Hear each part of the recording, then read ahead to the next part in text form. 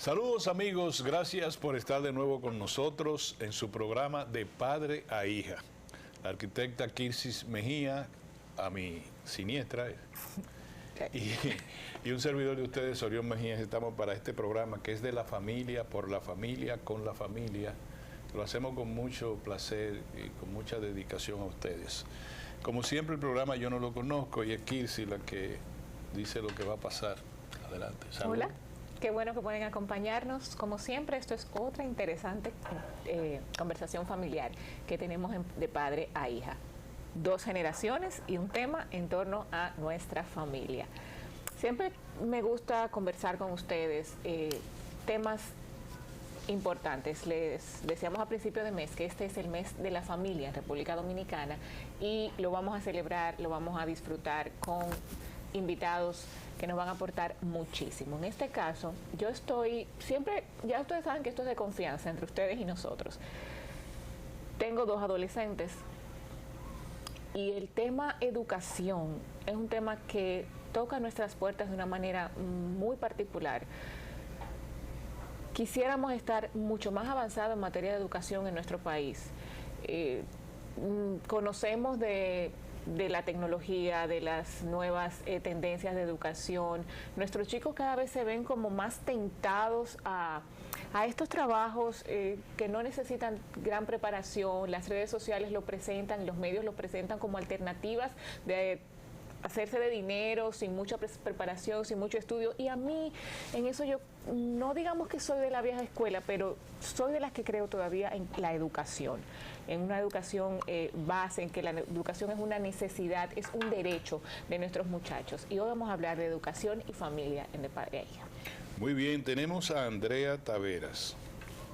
Yo me impresionó por su juventud, por su talento y porque la conocimos a través de María Gaby, que no quería ir a un encuentro de eso de educativo que trabaja el Ministerio de Medio Ambiente. Ella es directora de Educación Ambiental del Ministerio de Medio Ambiente, que yo creo que es el ministerio que debería estar de moda en la República Dominicana. Debería ser el Ministerio de la Juventud, el Ministerio de la Mujer, el Ministerio de la Familia, o sea, compaginar, porque lo que representa el Ministerio de Medio Ambiente y Recursos Naturales para la República Dominicana es vida, es familia, eso es así, es educación. Entonces tenemos a Andrea Taveras, quien es una profesional que está manejando uno de las áreas, a mí me parece muy interesante, buena. A mí también, a mí me encantó cuando María Gabriela llegó. Les cuento brevemente que mi hija, su nieta, María Gabriela, tenía un encuentro, ella fue escogida entre varios alumnos de su colegio, un encuentro en el Ministerio de Medio Ambiente. Hizo una de esas crisis. Me dijo, mami, yo no quiero ir para allá, voy a tener que hablar. Usamos una mecánica familiar y finalmente accedió a ir. Y llegó feliz, llegó muy entusiasmada, llena de muchísimos recursos. Y ahí me acerco a Andrea porque, caramba, qué bueno que en nuestro país, que a veces nosotros mismos nos latigamos tanto, se está haciendo un trabajo en educación y en este caso en educación medioambiental. Vamos a darle la bienvenida a Andrea Taveras, directora de Educación Ambiental del Ministerio de Medio Ambiente, y vamos a hablar de educación. Hola, Andrea. Hola, hola. Muy honrada de estar aquí, Kirsis y don Orión. La verdad, orgullosa de tenerlos a ustedes como anfitriones, porque soy una fiel defensora de la familia, de la tradición, de la educación con intención. Así que también hacer extensiva esta felicitación a la niña, María Gabriela, que estuvo participando con nosotros hace 2 semanas en un encuentro de niños y niñas contra el cambio climático, recogiendo las impresiones de nuestra infancia para que fueran presentadas por la representante Sofía Mejía de los niños de República Dominicana en la COP27 en Egipto. Así que de verdad que fue una experiencia súper enriquecedora y a sus órdenes por aquí. Andrea, comencemos de lo menor a lo mayor. Sí. Aunque dicen que el que puede lo más puede lo menos, pero claro, vamos de lo menos a lo más. ¿Tú te acuerdas del viernes fatídico del aguacero? Sí. Todos los técnicos que hemos entrevistado, que hemos hablado, comienzan hablando de la acumulación de basura en las calles, en la degradación de las cuencas pluviales, de los ríos, y por ahí se va. Sí. Entonces, yo veo a los niños todavía hoy, por ejemplo, jugando pelota, los campos que se improvisan, por ejemplo en el Mirador, dejan todo lleno de basura. Veo también en los estadios donde están los niños, no hay una educación a decirle, el medio ambiente somos nosotros, es nuestra vida, es nuestro hábitat. ¿Cómo se maneja no solamente tu departamento, sino el ministerio en relación a que primero tiene que trabajar con una población que desde un vehículo te tiran un picapollo así para la calle tirado? ¿Qué hacer? Cuando las cañadas no es agua, porque arriba de la cañada lo que va es todo plástico, los envases esos de la comida rápida y todo así. ¿Qué hacemos? Eso no ocurre, te voy a decir, a robarte este minuto, este segundo. Yo lo me dije aquí, cuando yo fui por primera vez a Alemania hace más de 20 años, yo me asombré de los 3 colores de los envases, verde, patacosa, ¿te acuerdas? De reciclaje. Sí. Eso no lo conocía mi generación. No. Pero ahora todavía no lo conocemos y ha pasado más de una generación. ¿Qué hacer?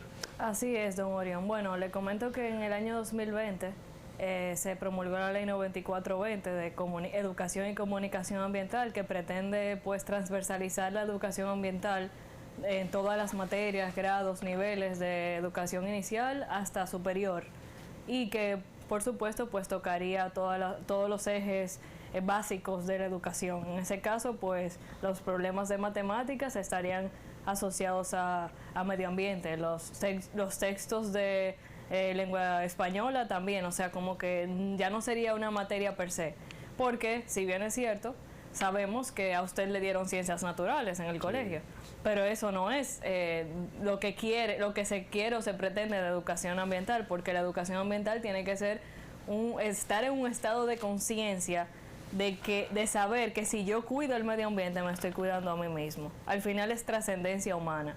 O sea, entender que el tope más alto al que debe llegar un ser humano es comprender su trascendencia.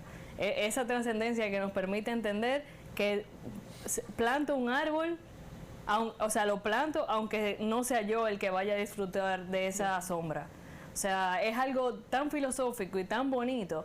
De hecho, cuando entré al ministerio en el 2020, pues la primera frase que encontré sobre medio ambiente fue la que ha marcado toda la trayectoria de nosotros en estos 2 años y pico que tenemos ya.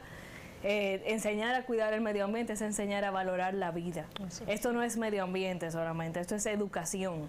O sea, no solamente en los aspectos medioambientales nosotros estamos bastante paupérrimos, hay otros aspectos que también tenemos que trabajar. Entonces, ese aspecto mayoritario que engloba a los demás es la dignidad humana.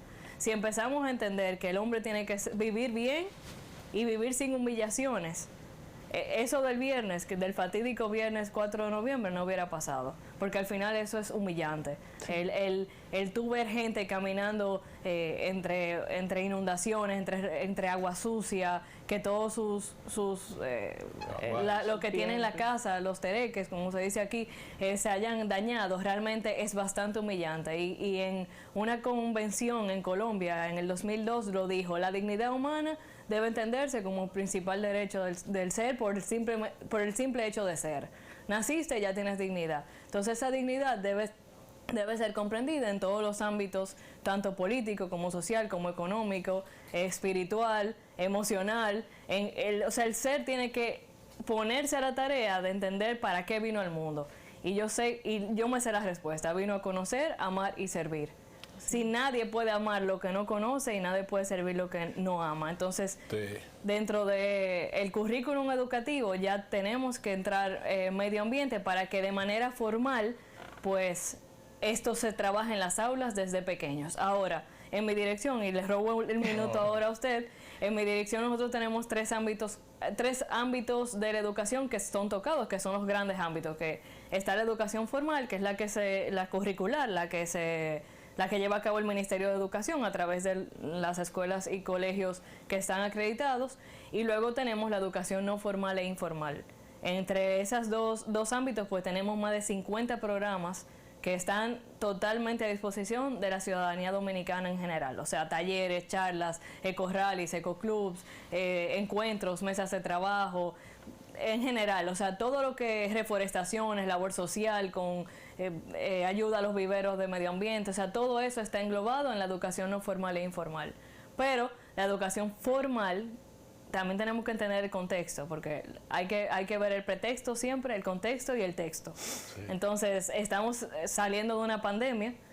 Ahora me imagino que el Ministerio de Educación, pues ya con esto que está viendo a nivel de país, pues nos convocará para que ya se empiecen los trabajos de cambio curricular, porque no es tan fácil cambiar un currículo, y mucho menos se va a cambiar solo por un tema que es medio ambiente. Está la robótica, educación financiera, educación emocional o inteligencia emocional, todo eso hay que hacer una revisión curricular entera, porque la gente dice, no, pero es que eso es rápido. No, hay que coger todos los cursos uno por uno y ver cómo se está moviendo el mercado laboral. Por eso siempre digo, el que fracasa en la planificación, planifica el fracaso. Yo tengo frases cliché.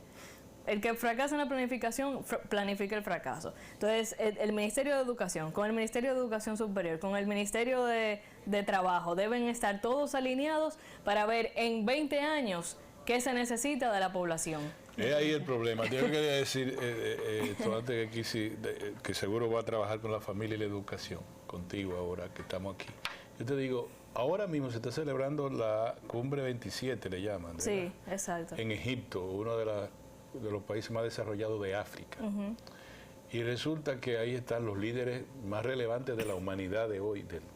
Está el presidente de Estados Unidos, está el presidente de China, y por ahí todos los líderes, está de la India, los países que más daño están haciendo al cambio climático.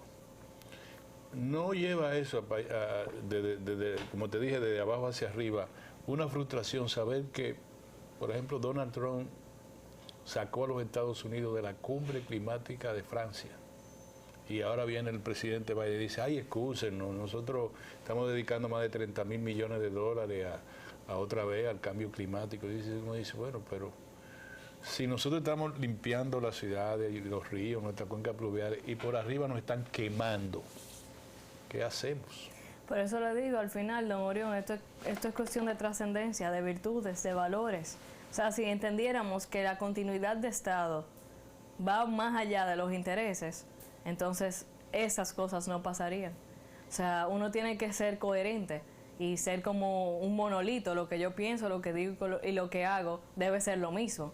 Entonces, en esa tesitura, si entendemos la palabra trascendencia, quiero trascender, y no trascender para que me lo paguen aquí o para que conseguir un título, no, trascender porque a eso vine, a dejar una huella. Entonces nada de eso pasaría. Nada de eso pasaría. Es cuestión de intereses. Andrea, voy a conectar lo que decías hace un momento sobre el nuevo currículum. Hablamos de educación financiera, educación emocional, y es algo a lo que yo siempre he apostado, que se incluya en los currículums escolares, inclusive desde la educación básica.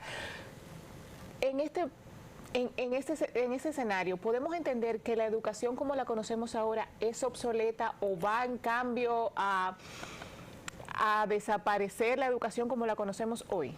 No, al contrario, yo soy muy también de ecléctico. O sea, la educación tradicional de Baldor fue con la que yo aprendí trigonometría y me ha ido muy bien en la vida. Usted también aprendió con Nacho. Álgebra. Y álgebra, exactamente. O sea, no podemos, sí. No podemos, yo entiendo que uno no puede vestir un santo desvistiendo otro. O sea, la educación tradicional tiene sus pros, y más allá de que se llame tradicional, más allá de eso, realmente fue la que sirvió en un momento y en una época determinada. Por eso es que los economistas, no sé, es difícil, yo soy economista, aunque tengo 2 maestrías en educación, pero mi básico, o sea, soy economista. Entonces, los economistas vivimos muchos de los planes ¿cómo se dice esto? De teorías económicas del momento, que no se pueden repetir porque las variables nunca van a ser iguales en diferentes épocas de la vida. Entonces, eso hay que tenerlo muy en cuenta y saber que las cosas, vuelvo y repito, son en el contexto. En algún contexto, en el aula de clases, tú vas a necesitar memorización, y eso es parte de la educación tradicional.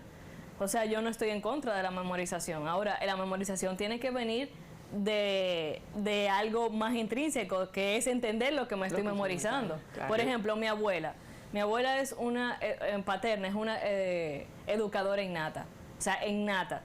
Y cuando yo era pequeña, desde los 2 años, ella me comenzó a nosotros, éramos 5 nietos que siempre estábamos con ella, nos enseñaba poemas o poesías de memoria. El catecismo también de memoria. Las tablas de multiplicar de memoria. De hecho, a leer de memoria. Entonces, no entendíamos, pero ella tenía la certeza de que al crecer íbamos a entender. Y en verdad, sí. O sea, yo te puedo recitar poemas que yo tengo videos, mi abuela nos grababa, videos desde los 3 años que yo todavía me los sé. Sí. Y yo los entiendo ahora. Quizá a los 3 años no me los sabía. Y me los sabía de memoria. O sea, yo te puedo recitar poemas de 5 minutos. Y ella me los enseñaba y ahora yo me los sé y entiendo. Y tienen un muy buen mensaje. Entonces la memorización no está mal. Sí. Algunas cosas hay que saberlas de memoria y no está mal. Pero uno tiene que coger y dejar. O sea, hay muchas metodologías, está la Montessori, la Reggio Emilia, la Waldorf, hay muchísimas metodologías que una con otra se van complementando. Y si un profesor está bien formado y tiene su bagaje intelectual, todas esas formas o todas esas herramientas y recursos a la hora de dar clases, de hecho, la planificación que tiene la va cambiando de acuerdo a cómo el niño va respondiendo. Ni siquiera con la improvisación, sino una improvisación planificada. Entonces, yo creo que la riqueza educativa sería genial. Sí, ahora qué bueno que tú eres economista, porque entonces vamos a partir de la economía con medio ambiente. ¿Tú ves? Lo primero es que una familia se forma, es verdad, pero se forma en la medida en que las condiciones materiales de existencia de esa familia la llevan a lo que ustedes los economistas dicen, la población económicamente activa. Exacto. Si no, van a la vulnerabilidad, a la marginalidad, y entonces ahí no hay ningún plan educativo ni nada puede trabajarse en ese escenario, a menos que tú no la traigas a donde es la civilidad, lo que conocemos en el mundo de hoy. Yo te digo una cosa, medio ambiente es procurar que toda la naturaleza, agua, árboles, todo esté acorde con, podamos convivir, exacto, animales, etcétera. Pero resulta que nosotros habría que construir una familia, y la familia se construye a partir de los valores, pero concomitantemente con la economía. Bueno, ¿qué dice la Organización de las Naciones Unidas sobre eso? La sostenibilidad, que es lo que más, sí, la palabra clave mediática. Tiene que ser, o sea, esto va así, económicamente eficaz. Todas las decisiones que se tomen tienen que ser económicamente eficaces, socialmente equitativas. Yo le quitaría equitativo y pusiera justo.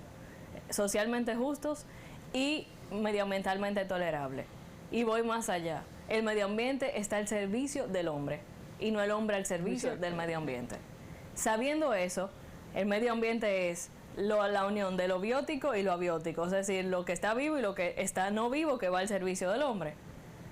Si sabemos todas esas, ¿cómo se dice?, definiciones, entendemos, volvemos a lo mismo. El ser humano debe cuidar lo que le rodea, porque si no, no se está cuidando a sí mismo.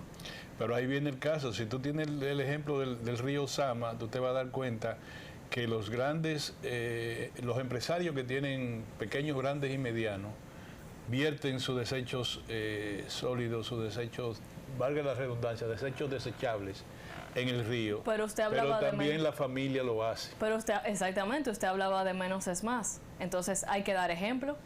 O sea, el papá tiene que dar ejemplo a los hijos, pero entonces ahora me pregunto yo, por eso es que yo digo que al final todo es educación. A mí cuando me vienen a hablar de teorías y teorías y teorías y política y política y política, le digo, si no hay aspecto educativo en este caso, no va a servir para nada, es inútil. Vuelvo y le digo, como una familia tiene, o sea, yo sé que son las condiciones en las que nació, pero o en las que le ha tocado vivir, etcétera, que también es injusto. Pero la familia en una casa que al lado tiene un vertedero o un botadero itinerante, o sea, ¿cómo puede vivir? Entonces, vuelvo y digo, es verdad, las autoridades quizá no están cumpliendo a carta cabal con lo que se necesita, pero la familia tiene que cooperar. Entonces, vuelvo y digo, si la familia no lo sabe porque no está educada para eso, quizá no sabe que hay otra forma de vivir un poco más higiénica, que le evitaría temas sanitarios, que le evitaría ir tantas veces Por ejemplo, yo fui a Baní el otro día, y me paré en un lugar donde viven unas monjas. Y lo primero que me dijeron las monjas fue, yo acabo de llegar de la clínica, una monja contemplativa, acabo de llegar de la clínica porque no puedo respirar porque ahí al lado queman basura.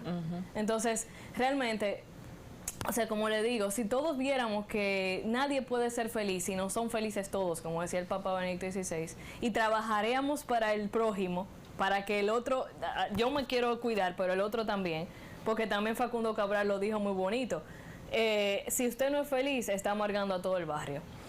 La felicidad no es un derecho, es un deber. Entonces, si trabajáramos todos de la mano y oye, yo no voy a botar la basura aquí porque el de al lado va a caminar por ahí en la noche, quizá no se da cuenta. Señores, las cosas fueran más fáciles. Por eso digo, hay que planificarse. El ayuntamiento con el ministerio con el Ministerio de Educación, el Ministerio de Educación con el Ministerio de Trabajo y todas las políticas públicas. Si tienen en su centro educación, quítenle todos los apellidos, educación, nada de esto pasaría. Te voy a molestar mucho con esta expresión. Hay que agregar un valor que es migración. Si tú quieres saber cómo ustedes, el ambiente de sus programas se retrasa, tiene que ver con el desprecio que tienen algunas migraciones. Pasa en Brasil. Migraciones dañan a lo que están ahí y comienzan por razones económicas, sociales, políticas a degradar la Amazonía. Pero pasa aquí.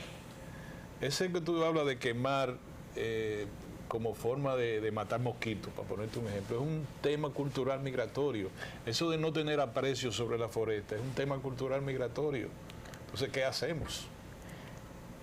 Ya, eso no es... Sí, ahí es que viene, ahí entiendo lo que ella dice. Yo sabía que te iba a molestar, pero te quise decírtelo para que cuando tú estés haciendo anotaciones sobre cómo se dice planificar, claro, es el una que planificación, no planifica el desastre. Bueno, el fracaso. Bueno, vamos a poner...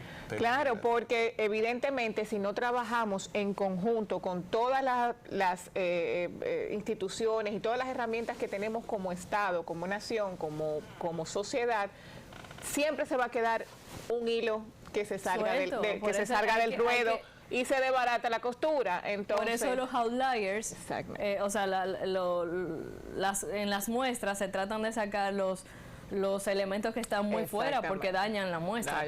Entonces hay que tratar de... Pero si los dominicanos, vamos a hablar así, si los dominicanos nos empoderamos de nuestra responsabilidad y no solamente pedimos que nos cumplan nuestros derechos, sino de que también sabemos que hay deberes en disciplina, deberes en moral, deberes en ética, deberes en todo en civismo, también, o sea, se haría, grano a grano se llena la gallina el buche. O sea, no pensemos que lo que hacemos es una gota en el mar, el mar sería menos sin esa gota. Si todo, decía Madre Teresa de Calcuta, si todos nos levantamos conscientes y decimos, ok, hoy yo voy al gimnasio, lo repito también muchísimo, hoy voy al gimnasio, hoy voy al supermercado, hoy voy al salón.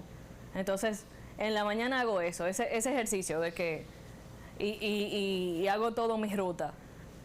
Ahorro gasolina, me ahorro las fundas de plástico del supermercado porque me llevé las reusables. Me ahorro la botella de agua en el gimnasio porque me llevé mi termo. Y me ahorro gastar más en temas de salón, de belleza, porque me llevé también mis productos. Entonces, si uno vive consciente, ya yo estoy cambiando el mundo. Exacto. Ya yo estoy cambiando el mundo. Ya con mi simple hecho, ya me ahorré 1.500 pesos quizá en un día. Entonces, es así, don Orión. O sea, si todos ponemos de nuestra parte, no es que lleguemos a la casa hoy, vamos a clasificar desechos de una vez, a poner la gente... No. Poco a poco, porque la historia no se juzga con cosas que se saben después. Vámonos a una pausa, pero yo te quiero dejar esto como materia pendiente para el próximo segmento. En toda planificación hay una urgencia, hay una inmediatez y hay un largo plazo. En medio ambiente tenemos urgencia, tenemos las cuencas pluviales en peligro de desaparecer. Cuencas pluviales como el río Yaque del Norte, para ponerte uno, cuando pasa por el pueblo de Santiago se daña. Nuestro río Sama con su afluente Isabela. Entonces yo te quiero que tú me elabores las urgencias medioambientales en el plano educativo que hacemos. ¿Hacemos un programa o tenemos abordaje desde la escuela y desde la familia y desde el Estado para afrontar esas urgencias? Vámonos a un cambio, con tu permiso, Kirsi, con tu permiso, Andrea, y retornamos casi de inmediato. Bueno, amigos, gracias por estar con nosotros. Quienes nos acaban de sintonizar, estamos hablando en esta semana de educación y familia, un tema muy interesante que abarca muchos aspectos, pero hoy tenemos a Andrea Taveras con nosotros y yo quiero... Recuerden que este programa queda en nuestro canal de YouTube. Si por alguna razón no lo puede ver o le interesa algún tema, enviárselo a alguien, pues lo puede hacer a través de nuestro canal de YouTube de Padre a Hija. Solamente entran a YouTube y ahí está de Padre a Hija. Cada semana actualizamos nuestros programas para que pueda disfrutarlos y compartirlos.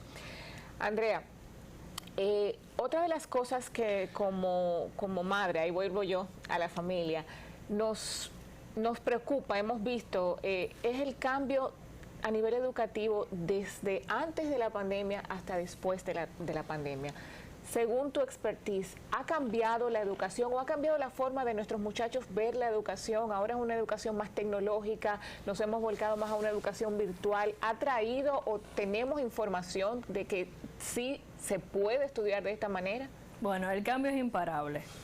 Y yo también, esto es otra cosa que siempre digo, nosotros fuimos muy poco previsorios, porque desde mediados del siglo pasado se estaba hablando de que iba a venir una revolución tecnológica, digital, móvil, que iba a cambiar todos los aspectos de la vida humana y por supuesto pues cambia la educación. Hay dos palabras, cuarta revolución industrial y inteligencia artificial. Exactamente, la gerencial también, ya no es mi jefe, es mi líder. O sea, han cambiado. No son empleados, son colaboradores. Son colaboradores, exactamente. Entonces, y la verdad es que no solamente cambia la parte teórica, o sea, sí sabemos que, ok, antes eran trabajadores, ahora colaboradores, pero en verdad es verdad. O sea, sí. Es una forma más bonita de ver el tema de trabajo.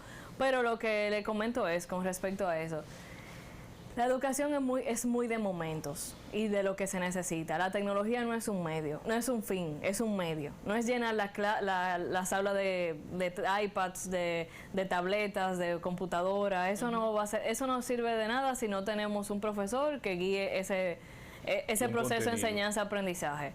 O sea, las mejores sistemas educativos del mundo no se basan en cuáles metodologías más avanzadas tienen, sino en que el que está guiando la educación sea lo suficientemente brillante para que incluso teniendo herramientas pobres pueda llevar sus niños al tope de lo que pueden, al pleno empleo, como diríamos los economistas.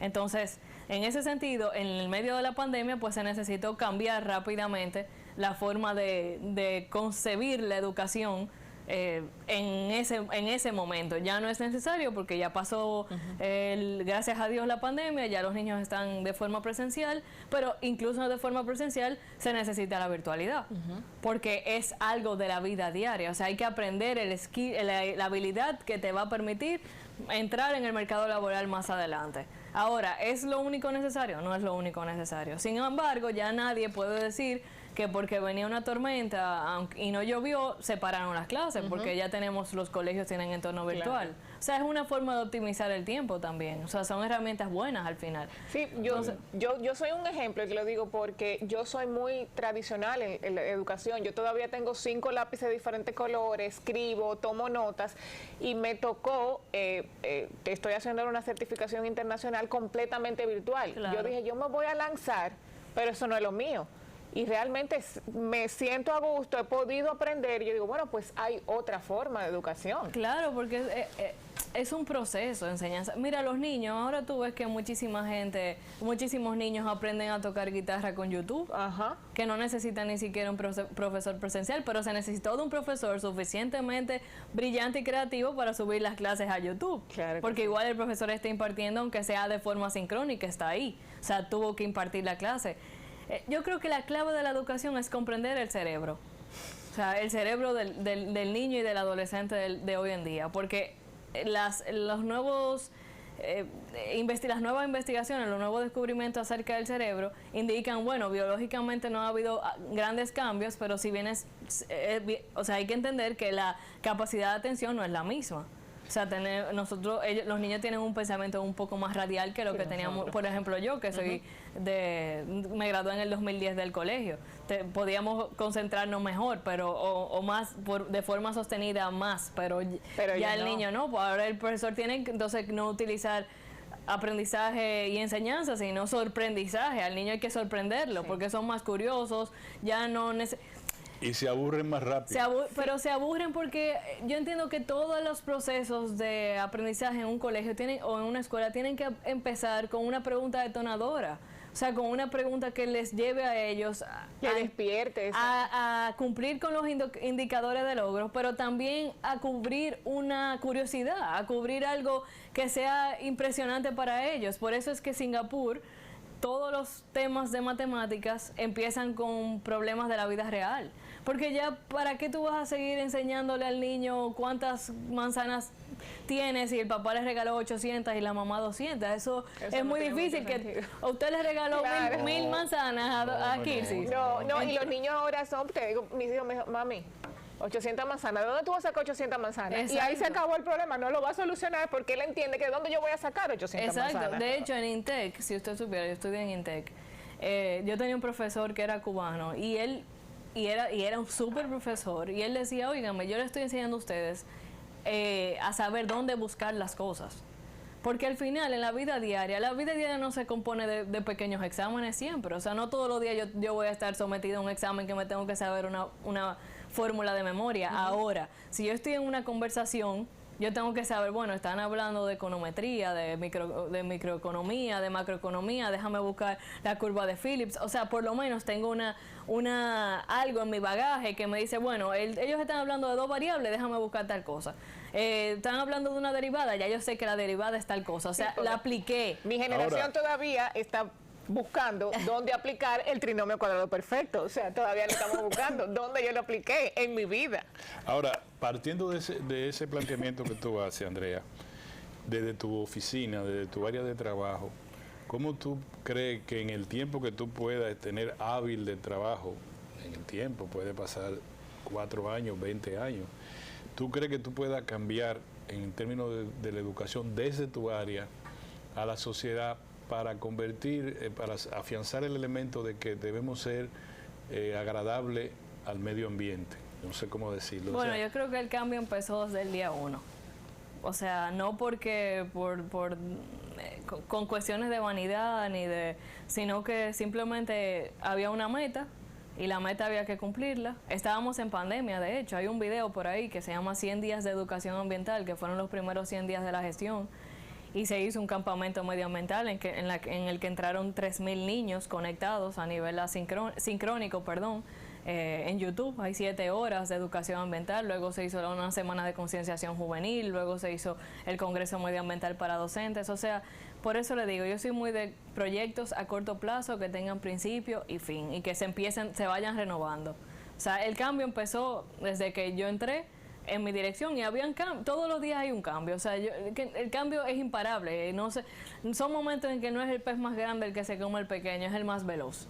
Entonces hay que ver los contextos en los que uno está, entender que el ser humano es un ser inacabado, que no siempre todo es un work in art progress. O sea, esto va todo el tiempo evolucionando y obviamente están los proyectos y, o sea, lo que se hizo fue tener toda una gama de oferta educativa en temas de medio ambiente, hacerlo partícipe al público, que sepa que eso está, y entonces a solicitud nosotros cumplimos con lo que... Hay una evaluación de ustedes en términos materiales, es decir, no me refiero al ministerio completo. Miren, nosotros con la foresta, en términos de cuantificable, tantos árboles o logramos detener tal depredación en tal región, o las cuencas pluviales, nosotros logramos tales o cuales beneficios. Sí, claro, a partir de la educación. Nosotros tenemos cantidad de ciudadanos concientizados. Porque hay un ministerio público que ya ese por la vía de la penalidad, un ministerio público ambiental, dice, no, nosotros apresamos tanto, nosotros decomisamos que sé yo cuántas cosas, ustedes por el lado de la educación. Nosotros tenemos 3 grandes metas, que son los ciudadanos, los estudiantes y los profesores. Pero me encanta Entonces, esas metas se van cuantificando de acuerdo a la naturaleza de cada actividad que nosotros hacemos. Digamos que ustedes convierten habitantes en ciudadanos desde el punto de vista de la conciencia ambiental, porque hay habitantes. Bueno, no ciudadanos. Compórtate, papi. No, pero es verdad, hay habitantes que cuando llegan a un sitio dicen, aquí el que manda soy yo, ningún árbol recto, ni río, ni cuenca pero pluviales. estamos trabajando y Andrea, yo lo sé, por eso la tengo aquí, porque Andrea, ahora aprovechemos para que nos cuentes qué se está haciendo. Yo es sé que una se represión tuya a la libertad de prensa. No, está señor, bien, cálmese, tranquilo. ¿Qué se está haciendo? Sé que se están haciendo muchas actividades. ¿Cómo la gente puede conocer lo que se está haciendo en materia de educación? Porque cuando decimos educación ambiental, o sea, como que no estamos acostumbrados. ¿Qué es eso? ¿Qué se está haciendo? ¿Cómo la gente puede acercarse? ¿Cómo se está trabajando con las escuelas, con los colegios? Cuéntanos qué se está haciendo. Bueno, mira, en temas, como le digo, en temas de educación no formal e informal, tenemos una amplia gama de oferta educativa, de talleres, charlas, que solamente nos mandan un correo, eduambiental@ambiente.gov.do. Por ejemplo, los colegios y escuelas se acercan muchísimo para el tema de labor social. Nosotros la gestionamos con los viceministerios correspondientes, que son el costero y marino, para tema de limpieza de playa y viveros costeros, y para el tema de foresta, pues el Viceministerio de Recursos Forestales. Y nosotros, bueno, llevamos los niños a hacer las jornadas y le damos la concientización ahí mismo. Qué bueno. También participamos en temas de talleres, charlas, conferencias, congresos. Por ejemplo, el viernes yo estuve en Barahona participando en el primer congreso estudiantil de educación medioambiental en Barahona. Participaron unos 100 jóvenes de todas las escuelas y colegios del municipio principal de Barahona. Y realmente, o sea, son actividades, esa por ejemplo es una actividad del ministerio que se convocó al sector educativo. Pero también tenemos actividades que son directamente con empresas, con otros ministerios.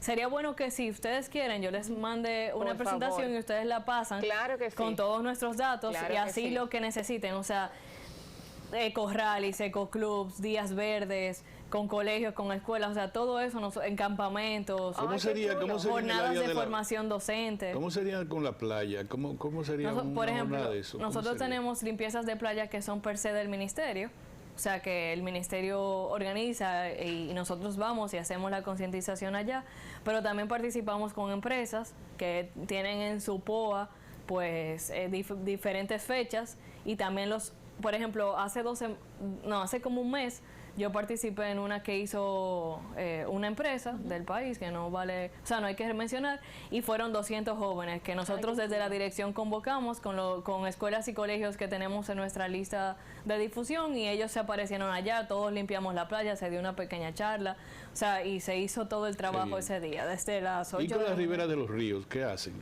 También lo mismo. En las provincias que no son costeras, pues el trabajo se hace ese mismo en septiembre, que es el mes de limpieza de playas y ribera de ríos, pues se hace la jornada de limpieza de ríos. Eso lo hacen también yo tengo educadores ambientales en todo el país, y esos educadores ambientales pues arman las jornadas con las empresas y colegios y escuelas de las provincias, y también se hace lo mismo. O sea, esas son las noticias. Se ponen biobardas también. Claro que sí. No, se ha hecho un gran trabajo. En el ámbito de la reforestación, ¿notan que la sociedad le responde a los programas de ustedes? La verdad es que, mire, si usted supiera que lo que más piden son reforestaciones y limpieza de playa, a los niños les llega mucho ese tema. O sea, el ir y ver, por ejemplo, una playa como está, o sea, como amanecen esas playas de ahí del malecón, el verlo y recoger 2 y 3 horas y ver que todavía no se ha recogido ni la mitad,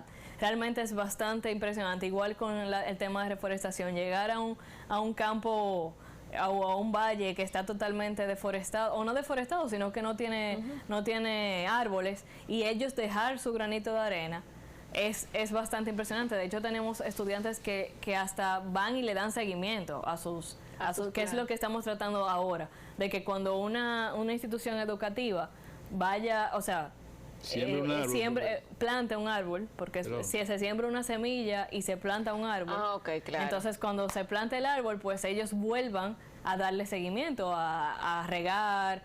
Por eso estaban los empleos verdes que hablaba nuestro antiguo ministro, de tener gente en esos lugares para que le den seguimiento, porque de nada vale uno ir a plantar 2000 árboles y que se sequen, exactamente. Claro. Pero bueno, también existe un material que le ponen a las raíces para que se mantenga hidratado por un tiempo, pero realmente hay una gran gama de actividades que tiene la Dirección de Educación Ambiental. Por ejemplo, hemos hecho 3 concursos de reciclaje. Uno lo hicimos con tema navideño y los niños tenían que hacer, los jóvenes realmente, tuvieron que hacer unos adornos de Navidad. Entonces hicimos ese mismo día una feria ecoartesanal navideña. Entonces la hicimos en el zoológico con la Dirección de Participación Social. Ese mismo día se pusieron como 30 artesanos que hacen artesanía con material reciclable en el lobby del zoológico, con carpas y todo. Y Educación Ambiental pues invitó a escuelas y colegios. Allá se aparecieron 400 niños. Wow. Creo que era de 4º hasta 7º u 8º, y le hicimos un rally alrededor del zoológico. Pero ese mismo día también fueron los ganadores de ese concurso de ecoartesanal navideño, y llevaron, bueno, los que ganaron se les dieron sus premios ahí.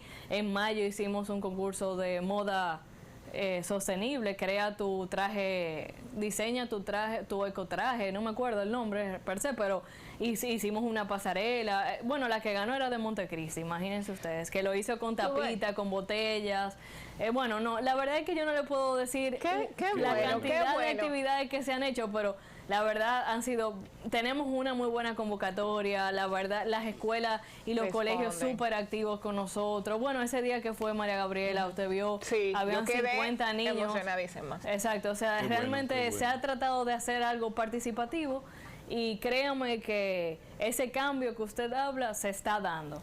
Qué bueno, qué bueno. Ojalá el Ministerio de Educación, que tiene un ministro de verdad que está en lo suyo, que se asocien con ustedes, que hagan una alianza estratégica. Exacto, ahora sí hay que ver el tema de currículo. Eso sí le doy la certeza de que nosotros estamos, el ministro Seara Hatton ha estado muy pendiente con el tema de convertir sostenibilidad en cultura. O sea, de que todo el mundo entienda que esto es parte de nuestra forma de vida.